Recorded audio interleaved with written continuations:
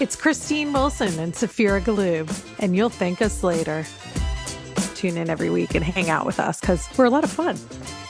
And no topics off the record, we decided. We are open to talking about everything together with a bit of a sense of humor, a lot of self-forgiveness, a lot of grace, and always being wiser on the other end. Bring it on, girls and boys.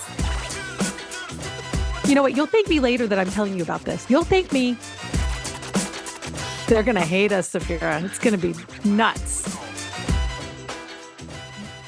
Hi, everyone. I'm so glad to see all your faces. I think it has been quite a few weeks since all five of us have been together. So I'm just really glad to see you all. How are you? Good. I will just say it is really interesting to come off of, what is the dull or doldrum days of August and then kind of have to hit the ground in a sprint. I feel like I was dropped out of a plane and said, okay, the second your feet hit, start running as fast as you can. You're like, wait a second. I'm coming out of August. I need some time to get warmed up and get started. I always think of Labor Day as like this start line to a race. And basically July and August, I was like eating all the food and sleeping and I wasn't training for the race. And then the gun goes off and I'm like, ah! And I think it's like everybody. I mean, it's like work intensifies, the back to school, the just everything at the same time. And then yesterday was my birthday and I always am like, I almost want to be like, can we put this on pause and do it in a month? Because it's just chaos. So yesterday, we somehow squeezed in between Ronan having to do a thing at school, me having to go to the school for an IB information session, and Oj trying to make dinner while working. And we had a quick family dinner together that was delicious. But it was like, you guys, next year, I'm fine if we just pretend the day is just a regular day and we all like stay, working on life. And October 3rd, we'll go have a party. I like that. But everybody's birthdays, by the way, it's like 7 of the top 10 most common birthdays are in the next 2 weeks. So I suggest everyone gets out their Facebook because you're going to miss someone's birthday every day for the next 2 weeks if you don't look. Well, Christine, I think I should mention what I believe the birthday thing should be, because I think I have a special way. I mean, you guys know me. I kind of do things upside down anyway. So here's my opinion on birthdays. And it's something I've done with my dearest friends, but this is a completely different way of looking at it. So the world requires people to reach out to you during your birthday. And we set up this paradigm that if somebody forgets your birthday, you're like, my birthday, whatever. I put that completely, I say, throw that shit out. In my opinion, on my birthday, it is my responsibility to reach out to the people who are most important to me and say, hey, Christine, today's my birthday, and I want to let you know that you're one of the most important people in my life. So I wanted to call and let you know it was my birthday today and let you wish me happy birthday because we love each other so much. Coty is next. What are you talking about? This is your one day to be celebrated, and you're going around and work. No, but here's the thing. Yesterday, I called Christine. I didn't even know it was her birthday. She says it's her birthday. And I was like, fuck yeah, today is your birthday. If we had that set up, it would actually be her responsibility to call me on her birthday. And I know it's when my birthday. She knows when it's her birthday. But think about what I'm proposing. If you knew that my rule was that on my birthday, I called the people who are most important to me. And on that day, you got a call from me. Doesn't that say something even more than whether or not I remember to call you on your birthday? I love it so much more because if I call Christine on my birthday and be like, I'm calling the 5 people who are most important to me, and you're getting a call, that is like golden to me. But that's lovely, but I would feel like the worst friend. I'd be like, oh my God, now I already raced to text you at midnight. Like, absolutely not. You don't have to call me. I'm doing it. Like, don't worry. Here's the whole thing. My birthday is not a test of anyone and their friendship to me. So the reason I said it is because I don't freaking care if you know, but I'm telling you, I know what the rules are. So I like to change the rules. So everybody who I love, I want to be like, okay, I'm going to call you on my birthday and you're going to call me on your birthday. I've been doing this with Luca's godmother, Lorinda. for years and years, and we love it. We love it. We love it because I know she's always going to call me on her birthday, and she knows I'm going to always call her on my birthday, and I never have to remember her birthday because I know she's going to call me. I will say the one thing that I mean, this is like a humble brag, but I haven't even responded to all the texts from yesterday because I got overwhelmed. And then I was trying, and my mom was like, I know you don't go on Facebook, but you need to because there's so many messages on Facebook. So then I was like on Facebook. I love it. I mean, just that some people I haven't talked to in like 20 years and they took the time to say happy birthday. It's really sweet. So I love all that, but I also don't consider it a test because I'll tell you. That's good to know because I do think some folks do, and I always feel guilty, and I feel totally guilty if I've forgotten. No, I do not, and I do not care, nor do I think that. I think friendship is in how someone treats you and what they do in your relationship. It's not about knowing your birthday. That's so stupid. But my mom, I think it was her 50th birthday, I planned this whole surprise birthday party, and I was really young. I was like in college. I didn't know how to plan a party, and it was like in her basement, but it was 2 days after her actual birthday, so it could be on the weekend. On her actual birthday, I forgot to say happy birthday because I was so focused on the party. And so like, I was like, oh, right. And so she thought I was a shit daughter who forgot her birthday and didn't give a shit. And meanwhile, I'm like, I have a surprise party planned. And so then I had to like, so I'm like, it just doesn't, I don't want to be tested. I'm not testing people. I'm also a person, I have a lot of people in my life. There's no way I'm going to get them all. My friend Allie texted me yesterday and she goes, oh my God, can you believe we haven't texted since your birthday last year? Like, that sucks. We got to catch up. And I went, well, what it really says is that I didn't text you for your birthday, so I'm a fucking asshole. And she wrote back, you are not an asshole, and who cares? Which is exactly right. Yeah. So anyway, all of that to say, the timing of my birthday is not great. It was the first day of high school for me. Yeah. It's always like a stressful day. My husband's birthday is New Year's Eve, another shitty birthday. So I'm like, the two of us. Wait, I can top you. My birthday's January 6th. Oh, damn. Oh, no. It used to be a really nice day. If you're Catholic, it's like the Epiphany, Three Kings Day. It changed. Oh, it changed. I think the only other bad day would be if it was September 11th. That would be a terrible birthday. Best friend and my niece, their birthday is September 11th. Best friend before, niece after. That's my wedding. That's my wedding anniversary. Yeah. Yeah. There's only so many Saturdays in September, folks. True. I was not going to do Labor Day weekend. Well, Christine, you're still in the fours. Yes, I'm still in the fours. I'm 48. 4.8. Okay. I think I'm 48 going on 24 is my hope. For sure. Well, you definitely look like, I would say you may be pushing your 20s, but you definitely look like you're in your 30s. See, my stepdad calls it leveling up. So he says he's level, like 65, instead of I'm 65 years old. Like, that's no fun. So you just say you're level 48 and it sounds good. That's right. It's kind of like when I used to play Super Mario Bros. I'm about to come up into the castle. I'm about to see Bowser, and I'm going to kick his fucking ass. But, here's the whole thing. I put this on Instagram today. I said, the best part of being 48 is that I've had wonderful experiences, amazing people in my life, and I'm excited to do another 48. Although I did make the joke last night that I think after 75 is when everything gets really tricky. And I'm like, do I want to go 48 more? Maybe just like 30 more.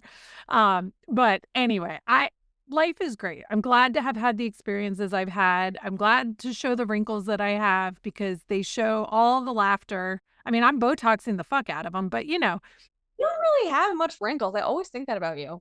Hold on. Let me just change something for you really quickly. Here, how do I get rid of the touch up on my face? Not your beauty face. Okay, ready? There's my real face. You don't really have any wrinkles. That's touched up. Well, Saphira introduced me to the fabulous med dude, doctor in Spain. I'll be seeing him in a month. He'll be. My goal is to work. I told you guys the gels. The gels are a giveaway. So, what we wanted to talk about today wasn't my birthday. Wasn't about my gels. We're going through transitions. This is transition time. We want to talk about transitions. I know all of my friends right now between back to school night, work ramping up. Some of them are dating situations change. It's amazing how like there's the summer dating and then the fall dating and like relationships break up and change. And I just think we're at transition period in life. And one of the things that I was really excited about, two really exciting things, three exciting things. All right. Saphira is launching her baby bird off to college. Coty is launching her Substack and doing recipes in her business. And I started my master's degree at Rutgers this week. Like huge, huge things for all of us. Exciting projects, things that, are taking our brain space, making us feel a lot of things. So I wanted to talk about it and just see how you guys are all holding up. So Saphira, I have to say, is Luca packed? I know he's in Spain, so he's already made his way to Europe. Yeah. So we got him off. And I think the one thing I would say with transitions is hope for them to be smooth, expect for them to be bumpy, and just take the ride as it's going to be. Because getting him off was like a 2-day nightmare at JFK and 6 planes delayed and 2 planes canceled and had to get new tickets and canceled this and by himself in New York. And it just said, you know what? Sometimes transitions are not smooth. And you just have to just take a bumpy ride and be ready on the other side. So all the things like, I don't know, boys don't need that much, but like, I don't know, like the microwave and the fridge. Like, oh no, he's doing that. Listen, no, my kid Right. is landing in basically his situation is he's going to be in like it's basically an apartment hotel, so he doesn't even have to bring a sheet or pillowcase. Like he just had to bring his clothes. But I do have to Nice. he's got some stuff. Like he's in Spain now, and then he'll travel to the UK and do his orientation, and then I will bring kind of his stuff to him. But he is landing. He doesn't have to do the normal go to Target and spend $1,000 to fill a dorm room. I don't have to do that. I just have to spend $1,000 to fly to the UK to take him his record player and his golf clubs. And that would be cheaper to buy everything there, but that's where we are. Yeah. So can the record player just plug into a converter? It's all Oh no, yeah. Actually, it's funny because I think I just took his records and we're going to get him a record player there now that I'm thinking about it. But all things being said, I'm going to schlep all of his stuff there later this month. It is nice that they start a little later. You have a little more time. Yeah. But I will say one thing about every single one of my friends who sent their child off. And I know, Courtney, you're on the beginning of this phase, and Christine, you're going to be coming upon it next year. And I'm the only one, I think, in our group that's like in the middle of a bunch of moms doing this.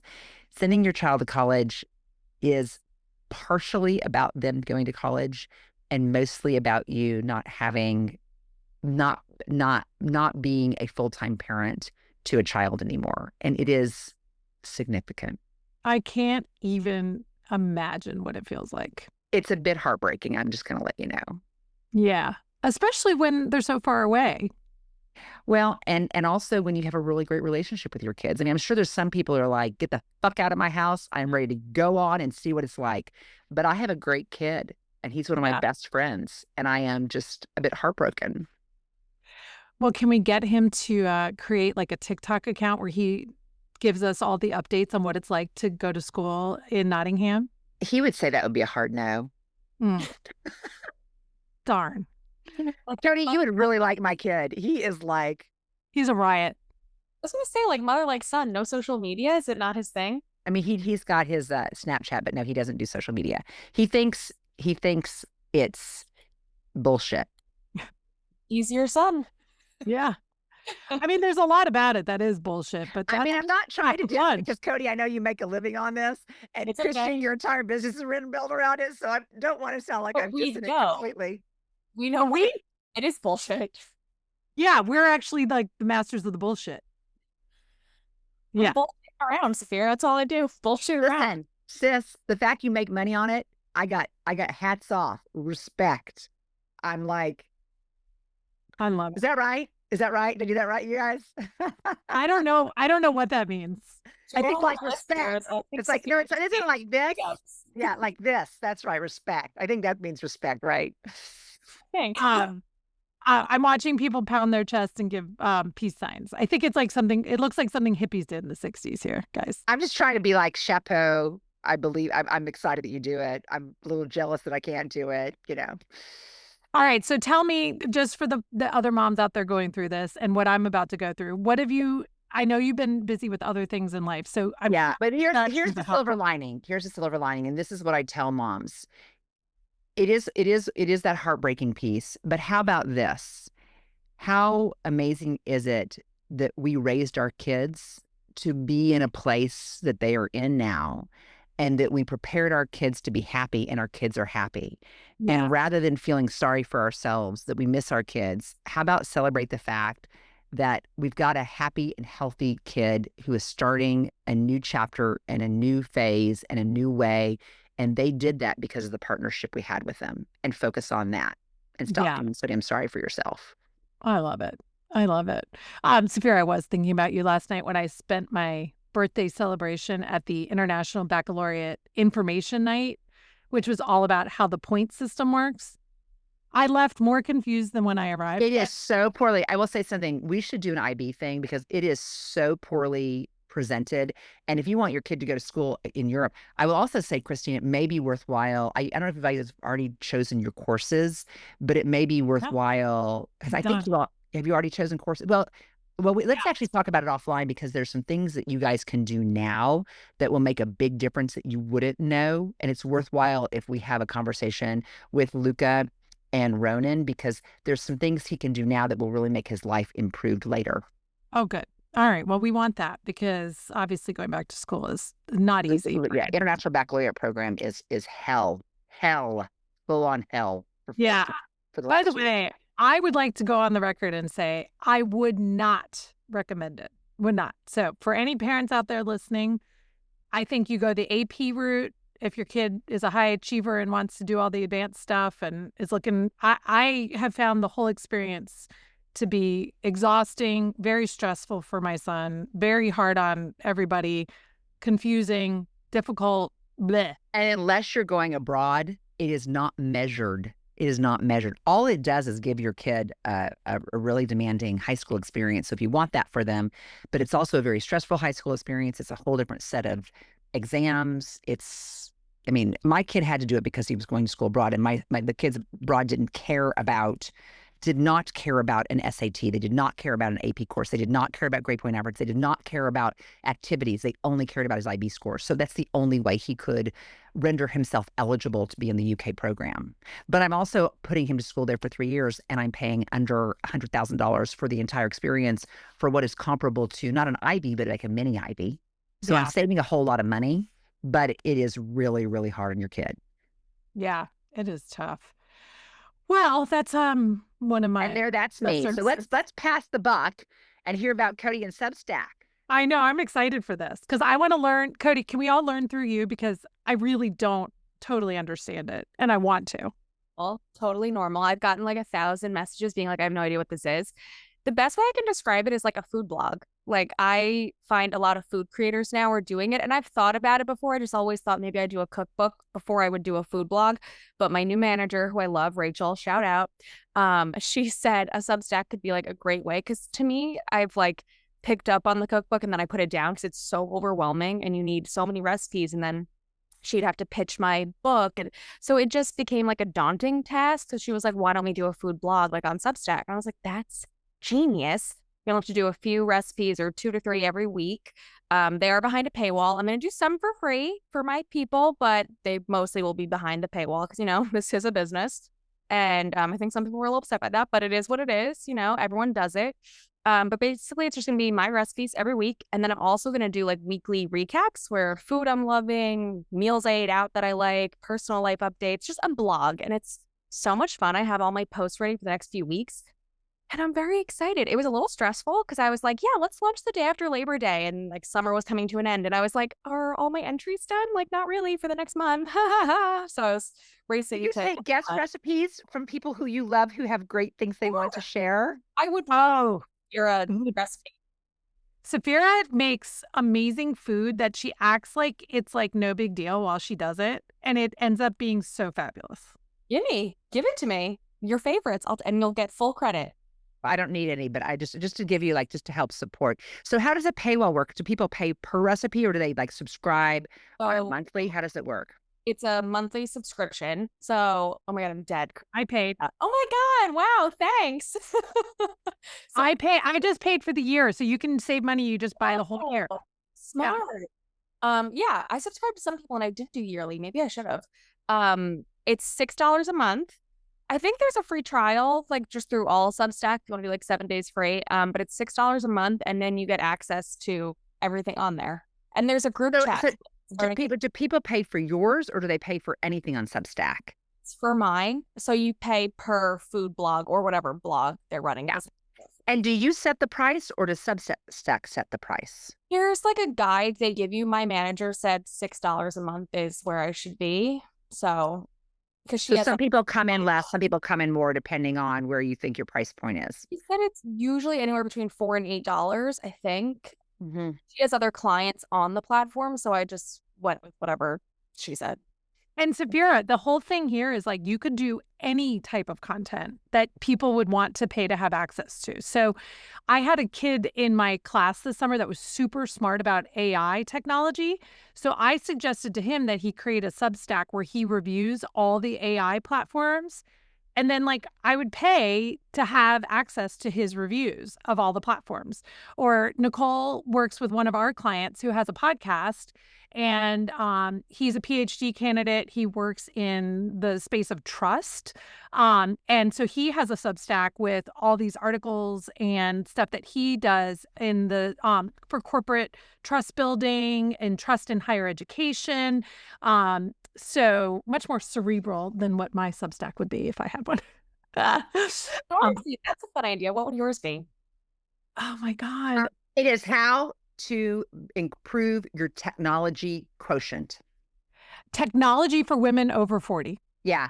And I like the idea of technology because you know that you have like the intellectual quotient, emotional quotient, math quotient. Yours is technology quotient and I actually think, Christine, not only could you do it, we would be desperate for it. Like my mother, do not laugh, does not have email on her phone.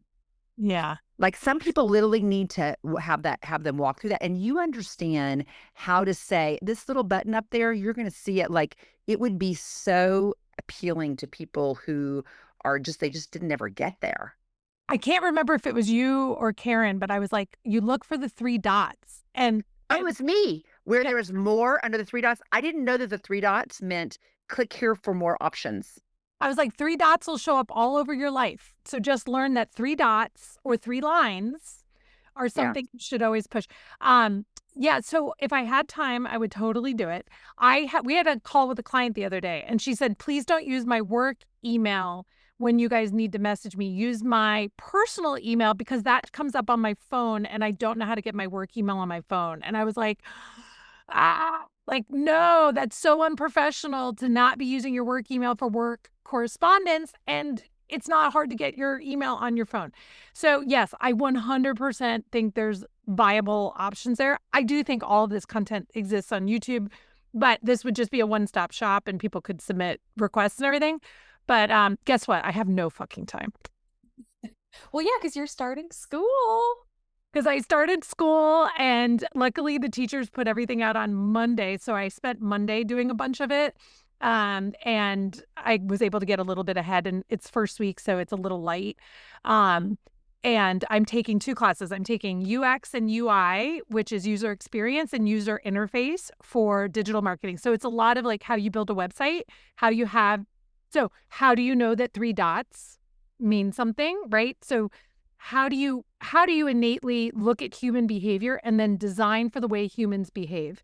So the idea is not to get humans to figure out what you've designed. It's for you to design based on what humans will interpret and do.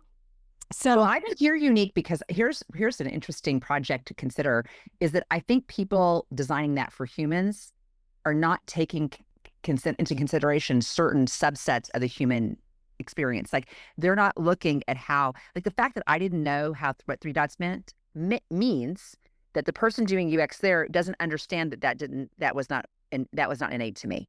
Yeah. Yeah, absolutely. And some parts of UX and UI is that users do have to start to adopt common things that you see. It's ubiquitous. Right. So the three dots have become something that all web developers have agreed to use, right? So, or the three lines.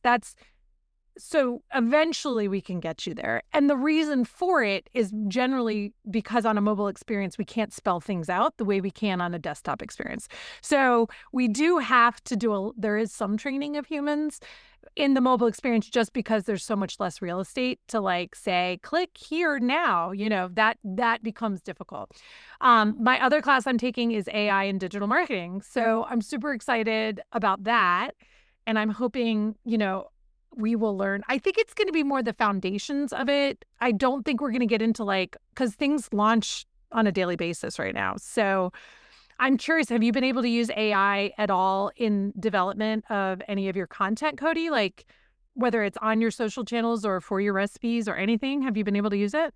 I honestly haven't been using it. And I think it's more like I'm afraid to use it as a crutch because sometimes I'll use it for silly things like, hey, I need an Instagram caption. I'm thinking something sassy, something about summer, and I'll use it only in that way because I really don't want to lean on it, especially if it comes to a recipe. I try to keep it as organic, from my kitchen as possible because I feel like it's going to be a slippery slope if I start to use it too much. So I keep it for light and fun stuff. Like, what should I caption this? What should I make the highlight of my Instagram story if I need a new one? Stuff like that. But I try not to lean on it too much because I'm afraid of it a little bit.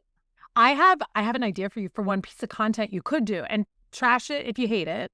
But you could look in your fridge and your pantry at your ingredients, go to ChatGPT and say, help me make a recipe. I've got corn, tomatoes. I love that. Blah, blah, blah. And then ask it to give you 3 different ideas. I love that. I'm going to do that. Yeah. And then you could make some fun things and you could be like, hey, this is all new just because I had it. Love that. I'm going to do that. Have you tried that? I have a couple times when I've been like, oh my gosh, I have frozen chicken pasta. I don't want to just make spaghetti sauce out of the jar on pasta with some chicken. I was like, I can do better than that. I've got more things. I also make sure I say, you don't have to use every ingredient that I tell you I have. That makes sense. Optimize for taste and flavor, not for and then I've also a few times gamified it and been like, you have to use everything. What do you come up with? And you end up with some shitty recipes. They had a capsule wardrobe. I think there's a whole thing about capsule cooking. Yes. You buy these 20 things at the grocery store. Here are the 100 recipes you can buy. And you can get, because I'm a capsule cooker, because could also look in the refrigerator and I can just make anything with it. That's my special skill. But I think a whole thing on capsule cooking would be, and then folks, then you can go to Trader Joe's and get these 20 things. It'll cost you this much money or whatever. I think that's that people are kind of desperate for that kind of living that creates predictability. And I started following a woman on TikTok that does 5 ingredient Trader Joe meals. Oh yeah. Love it. And so then I go and I buy those 5 ingredients and then I'm a dumbass. And the next day I go buy 5 different ingredients because I don't ever plan ahead. But we have so much food in the house right now. I'm not allowed to go to Trader Joe's this week. But so Coty, I'm super excited. I have subscribed. I love the picture. You're so cute on the front.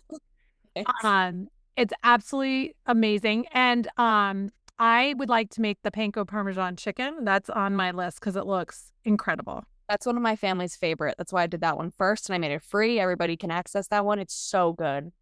I love it. I'm going to make sure I heard it. Give you some engagement. I love it. Your classes, are you going to go and all of them or some online? How does it work? Everything's online. And then everything is asynchronous but timed. So you have to do the lecture this week and the homework this week. But I have until Sunday at midnight to finish everything. So I have a lot of reading I haven't finished. And that was always my downfall in undergrad was the reading. I noticed I am such a skimmer. And I was like, and I've seen all these videos on TikTok where it's like, read your whole syllabus. Don't skim the syllabus. The secrets to the class are in the syllabus. And I was like looking at my syllabi for both for the classes. And I was like, skim, skim, skim, skim. And I was like, no, you're supposed to read the syllabus. There's probably tricks in here that I'm missing. Can you take the reading and put it on a verbal and do your walk and talk and just listen to it while you're walking?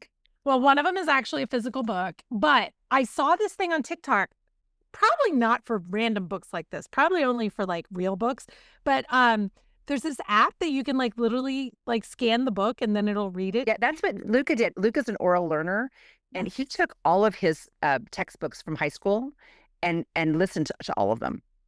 Well, this is my first one, Laws of UX. So maybe and this actually really is exciting to me because I was a psychology major. So the whole idea of this is using psychology to design better products and services. And this week, I've been designing our new MtoM website. So speaking of transitions, we're rebranding and launching all our new stuff next week. And it's so funny, as I'm getting into the class, I'm already like, what have I already screwed up on the website? What do I need to redo? But that's okay. We can evolve and we can keep learning, and I think that'll be fine. I'm going to throw something out there for the girls because we have both Nicole and Courtney on here. I actually think there is something for every week you learn something. I think there's a little, spend 15 minutes to translate it to content for your little technology Substack thing. I really think there's a book here for you. Or such an expert on it. What, hun? Or just a Substack. Or a Substack on it. Yeah. I mean, I think this whole play, and listen, listeners of our little You'll Thank Us Later, this is like a You'll Thank Us Later, Christine, because I actually think this is some of the things you're best in the world at, which is that digital divide and helping people who are not technology people to actually live in a technology world without too much friction. And it's a little bit like learning something. Like if every day you just do this little thing, like today I'm going to tell you about the 3 dots. Tomorrow I'm going to tell you about this. And it just becomes a little 6-minute, here's what you need to know. And you just become that it's just a little skill that one skill isn't going to do it, but cumulatively you make it so accessible, so easy. And at the end, we all know how to load our, our work emails on our phone. On our phone. We know, yeah, I'm just saying. I really think I have to be more patient than I am with my mother when I'm like, oh, just give me your damn phone and I'll do it myself.